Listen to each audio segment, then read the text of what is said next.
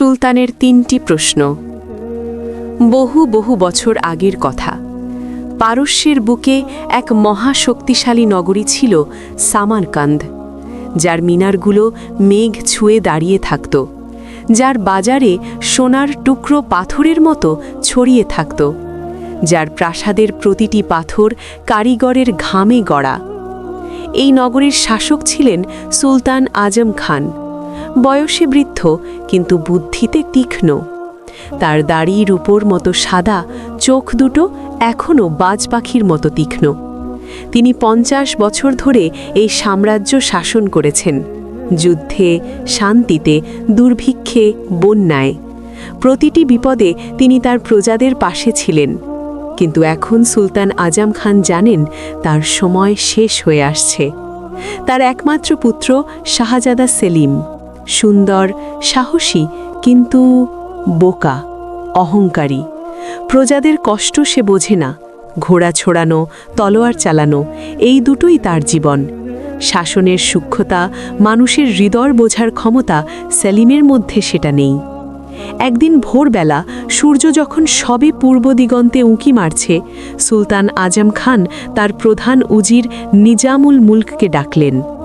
সুলতান বললেন ভারী কিন্তু শান্ত কণ্ঠে, নিজাম, আমি আজ রাতে একটা স্বপ্ন দেখেছি। স্বপ্নে একজন বৃদ্ধ আমাকে বললেন, তোমার রাজত্ব শুধু সিংহাসনে বসলেই চলে না, রাজত্ব করতে হয় হৃদয় দিয়ে। আমি এখন বুঝতে পারছি, সামারকান্দের পরবর্তী শাসক হতে হবে এমন কেউ যে সত্যিকারের জ্ঞানী। উজির নিজামুল মুলক একজন চালাক মানুষ, বয়স ৫০-এর ওপরে। তার মাথায় সবসময় হিসেব নিকাশ ঘোরে। তিনি একটু এগিয়ে এসে বললেন, জাহাপনা, শাহজাদা সেলিমই তো আপনার উত্তরাধিকারী। এই নিয়ম বহু শতাব্দীর পুরনো। সুলতান হাত তুলে থামালেন। নিয়ম মানুষের জন্য নিজাম, মানুষ নিয়মের জন্য নয়। যদি আমি জানি যে আমার পুত্র এই সাম্রাজ্য সামলাতে পারবে না, তবে কি আমি নীরব থাকব? লক্ষ মানুষের জীবন কি একটা নিয়মের কাছে বলি দেব? উজির নিজামুল মুলক চুপ হয়ে গেলেন। সুলতান একটু থেমে দীর্ঘশ্বাস ফেলে বললেন, নগরীতে ঘোষণা করো, আমি ৩টি প্রশ্ন রাখব। যে এই ৩টি প্রশ্নের সঠিক উত্তর দিতে পারবে, সে হবে সামারকান্দের পরবর্তী সুলতান। বয়স নেই, কুল নেই, ধন নেই, শুধু জ্ঞান থাকলেই হবে। কিন্তু যে মিথ্যা উত্তর দেবে বা ফাঁকি দেওয়ার চেষ্টা করবে, তার মৃত্যুদণ্ড। পুরো দরবার স্তব্ধ হয়ে গেল। সেই একই দিন দুপুরে নগরীর প্রতিটি চৌরাস্তায় ঢাকঢোল পিটিয়ে ঘোষণা করা হলো। সামারকান্দের মানুষ জড়ো হলো। ব্যবসায়ী, কারিগর, মোল্লা, সৈনিক, কৃষক সকলে ভিড় করল ঘোষণা শুনতে। ৩টি প্রশ্ন ছিল। প্রথম, পৃথিবীতে সত্যিকারের জ্ঞান কি, যা পড়াশোনায় পাওয়া যায় নাকি অন্য কিছু? দ্বিতীয়, সত্যিকারের ন্যায় বিচার কি, আইন যা বলে নাকি অন্য কিছু? তৃতীয়, সত্যিকারের ধনী কে, যার কাছে সোনা আছে নাকি অন্য কেউ? ঘোষণা শেষ হতেই চারিদিকে গুঞ্জন শুরু হলো। একজন বৃদ্ধ বললেন, এই প্রশ্নগুলো তো সহজ, আমি উত্তর দিতে পারব। আরেকজন বলল, সহজ মনে হচ্ছে, কিন্তু ভুল হলে মৃত্যু। ভিড়ের একপাশে দাঁড়িয়েছিল একটা ছেলে, নাম করিম। বয়স ২০-র কাছাকাছি, গায়ের রং গমের মতো বাদামি, চোখ দুটো গভীর কালো। পরনে পুরনো কাপড়, হাতে কালির দাগ, কারণ সে একটা ছোট্ট দোকানে মানুষের চিঠি লিখে দেয়। পড়তে লিখতে পারে, তাই সামান্য রোজগার হয়। করিম এতিম, বাবা মারা গেছেন যখন সে মাত্র ৫, মা আরও আগে। এক দূর সম্পর্কের চাচার বাড়িতে মানুষ হয়েছে, কিন্তু সেখানে ভালোবাসা পায়নি, শুধু পেয়েছে কাজ আর তিরস্কার। করিমের একটাই সম্পদ ছিল, পড়ার নেশা। রাতের পর রাত সে বই পড়ত, দর্শন, ইতিহাস, বিজ্ঞান, যা পেত তাই পড়ত। ঘোষণা শুনে করিম একটু হাসল। তার পাশে দাঁড়িয়েছিল তার বন্ধু দাউদ, মোটাসোটা, হাসি খুশি ছেলে, বাজারে মশলা বিক্রি করে। দাউদ ফিসফিস করে বলল, করিম, তুই কি যাবি? ভুল হলে কিন্তু মাথা যাবে। করিম একটু চিন্তা করল, তারপর বলল, দাউদ, আমি এমনিতেও কিছু নেই, একটা এতিম লেখক, কি হারাবো আমি? কিন্তু যদি পারি, সামারকান্দের সুলতান হব, হাজার মানুষের জীবন পাল্টে দিতে পারব। দাউদ একটু ভয় পেয়ে বলল, তুই কি নিজেকে এত জ্ঞানী মনে করিস? করিম একটু থামল, তারপর শান্তভাবে বলল, না, কিন্তু আমি শিখতে জানি। পরদিন সকালে সুলতানের দরবারে শত শত লোক জড়ো হল। পণ্ডিত, মোল্লা, দার্শনিক, শিক্ষক প্রত্যেকে ভেবেছিল তারা উত্তর জানে। করিমও গেল, কিন্তু দরবারের বিশাল দরজায় এসে দাঁড়াতেই তার মন একটু ভারী হয়ে গেল, কারণ সুলতানের দরবারের আশেপাশে দাঁড়িয়েছিলেন শত শত বিদ্বান মানুষ। তাদের পোশাক দামি, মাথায় পাগড়ি, হাতে বই। তারা যুক্তি দিচ্ছেন, উদ্ধৃতি দিচ্ছেন। একজন বিখ্যাত পণ্ডিত এগিয়ে এলেন, নাম হাফিজ উদ্দিন, শহরের সবচেয়ে বড় মাদ্রাসার প্রধান। তিনি প্রথম প্রশ্নের উত্তর দিলেন, জাহাপনা, সত্যিকারের জ্ঞান হল কোরআন ও হাদিসে, সেখানেই সব প্রশ্নের উত্তর আছে। সুলতান চোখ বুজে শুনলেন, তারপর বললেন, এটা ধর্মের কথা পণ্ডিত সাহেব, কিন্তু আমি জিজ্ঞেস করেছিলাম জ্ঞানের কথা। বই পড়লেই কি মানুষ জ্ঞানী হয়? হাফিজউদ্দিন একটু থতমত খেলেন, কিন্তু জাহাপনা। বসুন। এক এক করে অনেকেই চেষ্টা করলেন। কেউ বললেন জ্ঞান মানে বিজ্ঞান, কেউ বললেন দর্শন, কেউ বললেন ভ্রমণ। সুলতান সবার উত্তর শুনলেন, কিন্তু কাউকেই সন্তুষ্ট মনে হল না। করিমের পালা এলো। সে এগিয়ে গেল, পুরনো পোশাকে, হাতে কোনো বই নেই। দরবারের সবাই একটু অবাক হয়ে তাকালো। উজির নিজামুল মুলক একটু বিরক্ত হয়ে বললেন, তুমি কে? তোমার পরিচয় কি? করিম সরাসরি বলল, আমি করিম, নগরীতে চিঠি লিখি। আমার কোনো পরিচয় নেই, শুধু একটা মন আছে। দরবারে একটু হাসির শব্দ উঠল। সুলতান হাত তুলে থামালেন, বললেন, বলো করিম, সত্যিকারের জ্ঞান কি? করিম একটু ভাবল, তারপর বলল, জাহাপনা, আমি সত্যি বলতে নিশ্চিত নই। আমি অনেক বই পড়েছি, কিন্তু আমি নিজেই বুঝি না আমি কতটা জ্ঞানী। একটা নীরবতা নেমে এলো। উজির বললেন, এই ছেলে স্বীকার করছে সে জানে না, তাহলে সে কেন এসেছে? সুলতান করিমের দিকে মনোযোগ দিয়ে তাকালেন। তার চোখে কিছু একটা জ্বলে উঠল। তিনি বললেন, করিম, তুমি আজ হয়তো সঠিক উত্তর দিতে পারোনি, কিন্তু তুমি যা বলেছ তা অনেক পণ্ডিতের চেয়ে সৎ। তবে আমি তোমাকে একটা কাজ দিচ্ছি, তুমি গিয়ে উত্তর খুঁজে আনো। দরবারে আবার গুঞ্জন শুরু হলো। করিম অবাক হয়ে বলল, কোথায় খুঁজব জাহাপনা? সুলতান রহস্যময় হাসি দিয়ে বললেন, পূর্বের পর্বতের ওপারে একজন অন্ধ ফকির থাকেন, নাম বাবা মুসা।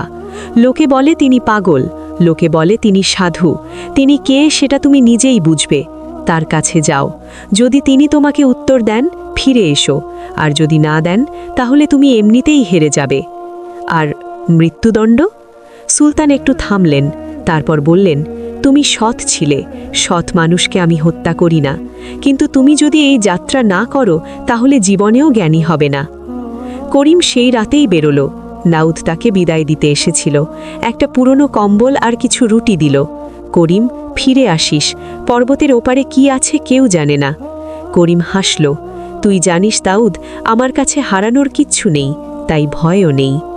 পথে বেরোতেই করিম বুঝল, পূর্বের পর্বত মানে কমপক্ষে 3 দিনের হাঁটা। পথে পড়বে মরুভূমি, তারপর পাথুরে পাহাড়, তারপর এক অচেনা উপত্যকা। প্রথম দিন কেটে গেল মরুভূমিতে। ঘণ্টার পর ঘণ্টা হাঁটল করিম। রোদের তাপ এত তীব্র যে মনে হচ্ছিল মাটি থেকে আগুন উঠছে। বিকেলে একটা ছোট্ট মরুদ্যানে পানি পেল। সেখানে একজন বৃদ্ধ উটচালক বিশ্রাম নিচ্ছিলেন। উটচালক জিজ্ঞেস করলেন, কোথায় যাচ্ছ বাছা? পূর্বের পর্বতে, বাবা মুসার কাছে। বৃদ্ধ একটু চমকালেন। বাবা মুসা, সেই পাগল বুড়ো ছেলে? অনেকে গেছে তার কাছে, কেউ কেউ ফিরে এসেছে পাগল হয়ে, কেউ এসেছে কাঁদতে কাঁদতে। তুমি কেন যাচ্ছ? করিম একটু ভাবল, জ্ঞানের সন্ধানে। বৃদ্ধ একটু হাসলেন, জ্ঞান? এই মরুভূমিতে একটা কথা আছে বাছা, মরুভূমি কখনো মিথ্যে বলে না। এই বালি, এই রোদ, এই একাকিত্ব, এরাই সবচেয়ে সৎ শিক্ষক। করিম কথাটা মনে রাখল। দ্বিতীয় দিন সকালে পর্বতের পাদদেশে পৌঁছালো করিম। পাহাড়ের পথ খাড়া, পাথর ভাঙা, তীক্ষ্ণ। এক জায়গায় পথ এত সরু যে একটাই মানুষ হাঁটতে পারে। মাঝপথে হঠাৎ করিম দেখল একটা ছেলে পাথরের ফাঁকে আটকে আছে। বয়স 10-12, কাঁদছে। করিম দৌড়ে গেল। ছেলেটার পা পাথরের ফাঁকে আটকে গেছে। একা এসেছিল ছাগল খুঁজতে। করিম পাথর সরাতে লাগল। কঠিন ছিল, হাত কেটে গেল, কিন্তু অবশেষে ছেলেটাকে মুক্ত করল। ছেলেটা কৃতজ্ঞতায় বলল, ভাইয়া, তুমি না এলে আমি মরে যেতাম। করিম একটু হাসল। যাও, বাড়ি যাও, একা পাহাড়ে আসবে না। ছেলেটা চলে গেল, কিন্তু যাবার আগে বলল, বাবা মুসা ওই উপরে, কিন্তু ভাইয়া, তুমি ওখানে গেলে হয়তো যা চাইছো তা পাবে না, হয়তো পাবে আরও বেশি। করিম অবাক হয়ে তাকালো, কিন্তু ছেলেটা ততক্ষণে পাহাড়ের বাঁকে মিলিয়ে গেছে। পর্বতের মাথায় একটা ছোট্ট কুঁড়ে ঘর, চারদিকে পাথর আর বন্য ঘাস, কোনো গাছ নেই, হাওয়া বইছে শাঁ শাঁ করে। কুঁড়ে ঘরের সামনে একজন বৃদ্ধ বসে আছেন, চোখ দুটো বন্ধ। না, আসলে চোখ নেই, খালি কোটর, অন্ধ। পরনে সাধারণ কাপড়, হাতে একটা লাঠি, সামনে একটা পাথরের পাত্রে কিছু খাবার। কিন্তু অবাক কাণ্ড, সেই পাত্রে খাচ্ছে একটা নেকড়ে, ধূসর, বুনো নেকড়ে, এবং বাবা মুসা তাকে নিজে হাতে খাইয়ে দিচ্ছেন। করিম থমকে দাঁড়াল। বাবা মুসা মাথা না তুলেই বললেন, গলা গভীর, শান্ত, করিম, এতদিন লাগলো আসতে। করিম চমকে গেল। আপনি আমাকে চেনেন? চোখে দেখি না, কিন্তু পায়ের শব্দে চিনি। তুমি ক্লান্ত, কিন্তু দমে যাওনি। বসো। করিম বসল, কিন্তু নেকড়েটার দিকে তাকিয়ে একটু অস্বস্তি বোধ করল। বাবা মুসা বুঝলেন, নেকড়েটাকে ভয় পাচ্ছ? একটু। কেন? কারণ সে বুনো, বিপজ্জনক। বাবা মুসা একটু হাসলেন। তুমি বইয়ে পড়েছ নেকড়ে বিপজ্জনক, কিন্তু এই নেকড়েটা কাল রাতে আমার পাশে শুয়ে আমাকে ঠান্ডা থেকে বাঁচিয়েছে। তার বইয়ে কি লেখা আছে যে বৃদ্ধকে সাহায্য করতে হবে?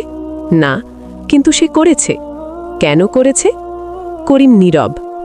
কারণ সে অনুভব করেছিল। জ্ঞান কি শুধু বইয়ে থাকে করিম?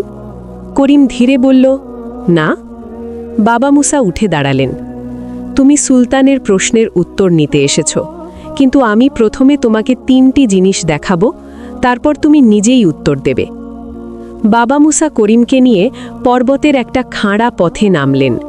নিচে একটা ছোট্ট গ্রাম, গ্রামের প্রান্তে একটা কূপ, কূপের পাশে দুজন লোক দাঁড়িয়ে ঝগড়া করছে। একজন শিক্ষিত মানুষ, হাতে বই, পোশাক পরিষ্কার, আরেকজন চাষি, কাদা মাখা হাত, সাধারণ পোশাক। বাবা মুসা বললেন, শোনো।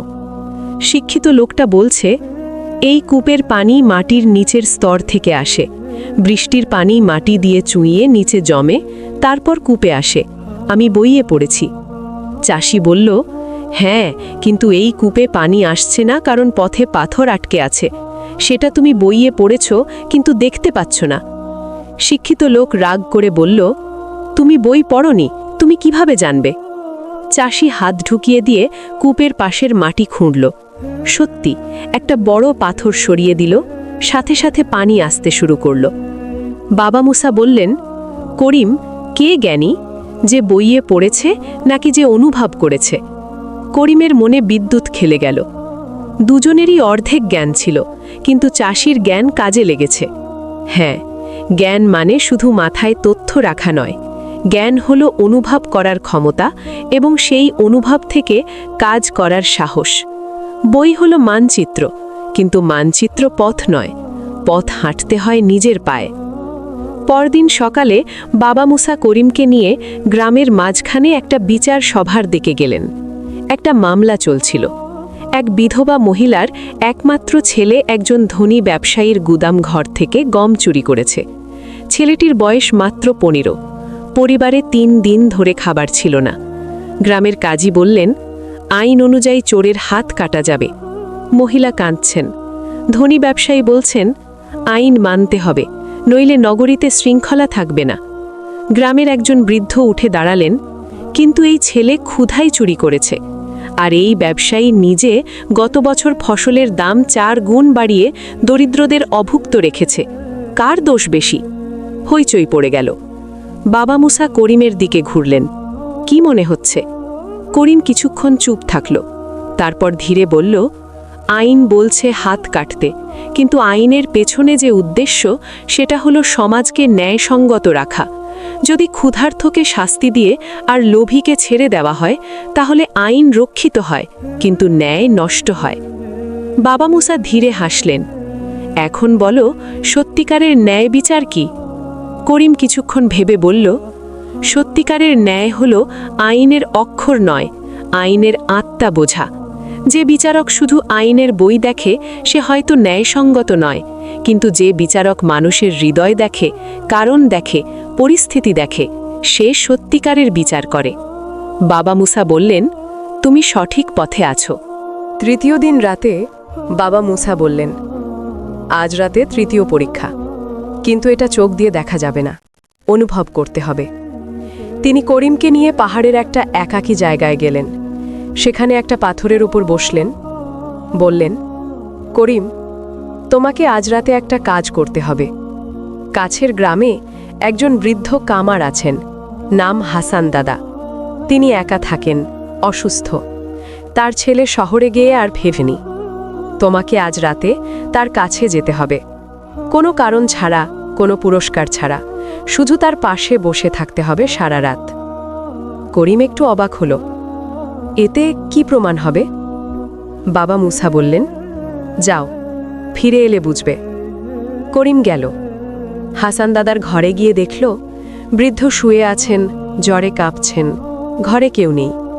করিম সারা রাত বসে রইল, পানি দিল, কপালে ভেজা কাপড় দিল। বৃদ্ধ মাঝে মাঝে ভুলে ভুলে ছেলের নাম ধরে ডাকলেন। করিম প্রতিটি ডাকে সাড়া দিল। আমি আছি দাদা, এখানে আছি। ভোরের দিকে বৃদ্ধের জ্বর কমল। তিনি চোখ খুলে করিমকে দেখলেন, জিজ্ঞেস করলেন, তুমি কে বাছা? আমি করিম। তুমি আমার ছেলে নও, তাহলে এখানে কেন? করিম একটু থামল, তারপর বলল, কারণ আপনার দরকার ছিল। বৃদ্ধের চোখে জল এলো। করিম ফিরে এসে বাবা মুসার কাছে বসল। তার চোখেও জল। বাবা মুসা বললেন, কি বুঝলে? করিম একটু সময় নিয়ে বলল, সত্যিকারের ধনী সে নয় যার কাছে সোনা আছে, সত্যিকারের ধনী সে যার কাছে দেওয়ার মতো কিছু আছে। আর পৃথিবীর সবচেয়ে মূল্যবান জিনিস যা আপনি দিতে পারেন তা হলো আপনার সময় এবং আপনার উপস্থিতি। একজন ক্ষুধার্তকে রুটি দেওয়া ধনীর কাজ, কিন্তু একজন একাকী মানুষের পাশে রাতের পর রাত বসে থাকা, সেটা সত্যিকারের ধনীর কাজ। দরবার নীরব। তারপর হঠাৎ সুলতান আজম খান উঠে দাঁড়ালেন, এবং তিনি, এই শক্তিশালী সুলতান, 50 বছরের শাসক, মাথা নওয়ালেন। করিম, তুমি সঠিক উত্তর দিয়েছ। সামারকান্দের পরবর্তী শাসক তুমি। দরবারে উৎসব শুরু হলো, কিন্তু করিম সিংহাসনের দিকে না গিয়ে চুপ করে দাঁড়িয়ে রইল। উজির নিজামুল মুলক এগিয়ে এসে বললেন, কি হলো? এসো, সিংহাসনে বসো। করিম ধীরে ধীরে বলল, জাহাপনা, আমি একটা কথা বলতে পারি? সুলতান বললেন, বলো। আমি 3 দিন পাহাড়ে ছিলাম বাবা মুসার সাথে। তিনি আমাকে শিখিয়েছেন, সত্যিকারের জ্ঞান মানে অহংকার নয়, সেবা। সত্যিকারের ন্যায় মানে ক্ষমতা নয়, দায়িত্ব। সত্যিকারের সম্পদ মানে সিংহাসন নয়, মানুষ। তিনি থামলেন, তারপর বললেন, আমি রাজত্ব চাই না। পুরো দরবার স্তব্ধ। শাহজাদা সালিম উঠে দাঁড়িয়ে বললেন, ওর মাথা ঠিক নেই, পাহাড়ে গিয়ে পাগল হয়ে গেছে। সুলতান হাত তুললেন। করিম বলল, জাহাপনা, আমি একটা প্রস্তাব রাখছি। শাহজাদা সালিমকে সিংহাসন দিন, কিন্তু আমাকে দিন একটা সুযোগ, তাকে শেখানোর সুযোগ। কারণ সিংহাসন একজন মানুষকে রাজা বানায় না, রাজা বানায় তার মানুষের প্রতি ভালোবাসা। আমি শাহজাদাকে সেটা শেখাতে পারবো যদি আপনি আমাকে তার উপদেশটা করেন। দরবারে আবার নীরবতা। সুলতান দীর্ঘক্ষণ তাকিয়ে রইলেন করিমের দিকে, তারপর ধীরে হাসলেন। করিম, তুমি এইমাত্র আরেকটি প্রশ্নের উত্তর দিলে, যেটা আমি জিজ্ঞেস করিনি। একজন সত্যিকারের নেতা কে? যে নিজে ক্ষমতা চায়, নাকি যে অন্যকে যোগ্য করে তোলে? তুমি আজ প্রমাণ করলে তুমিই সত্যিকারের জ্ঞানী। সুলতান শাহজাদা সালিমের দিকে তাকালেন। সালিম, এই ছেলেটাকে তোমার শিক্ষক হিসেবে গ্রহণ করো। রাজত্ব তুমি পাবে, কিন্তু রাজা হতে শেখো। শাহজাদা সালিম কিছুক্ষণ অপমানে লাল হয়ে রইলেন, তারপর ধীরে ধীরে করিমের দিকে এগিয়ে এলেন। তুমি কি আমাকে শেখাবে? করিম হাসল, শিখব একসাথে। কয়েকদিন পরে করিম আবার পর্বতে গেল বাবা মুসাকে ধন্যবাদ দিতে, কিন্তু পর্বতের মাথায় গিয়ে দেখল কুঁড়ে ঘর নেই। পাথর আছে, ঘাস আছে, কিন্তু কুঁড়ে ঘরের চিহ্ন নেই। মনে হয় যেন কখনো ছিলই না। শুধু একটা পাথরের ওপর একটা কাগজ রাখা। করিম পড়ল। তাতে লেখা, করিম, জ্ঞান কখনো শেষ হয় না, ন্যায় কখনো পুরনো হয় না, সম্পদ কখনো চুরি হয় না যদি সেটা মনের মধ্যে থাকে। যাও, পৃথিবী তোমার অপেক্ষায়।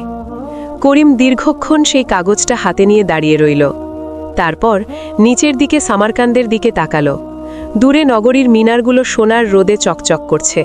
সে হাঁটা শুরু করল, নেমে যাওয়ার পথে। নিচে মানুষ অপেক্ষা করছে, কাজ অপেক্ষা করছে।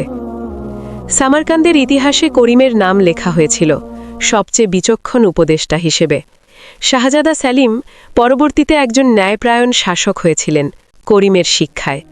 কিন্তু করিম কখনো রাজপোশাক পরেননি। তিনি সারা জীবন সাধারণ পোশাকে থেকেছেন, কারণ তিনি জানতেন পোশাক মানুষকে বড় করে না, মানুষ তার কাজে বড় হয়। বাবা মুসা কে ছিলেন সেটা কেউ জানে না। কেউ বলেন তিনি একজন সাধু ছিলেন, কেউ বলেন স্বপ্ন ছিলেন, কেউ বলেন তিনি ছিলেন করিমের নিজের ভেতরের সেই সত্তা যে জেগে উঠছিল। কিন্তু একটা কথা সত্য, পাহাড়ের সেই কুঁড়ে ঘরে যা শেখা হয়েছিল তা কোনো বইয়ে লেখা ছিল না। তা ছিল মানুষ হওয়ার শিল্প।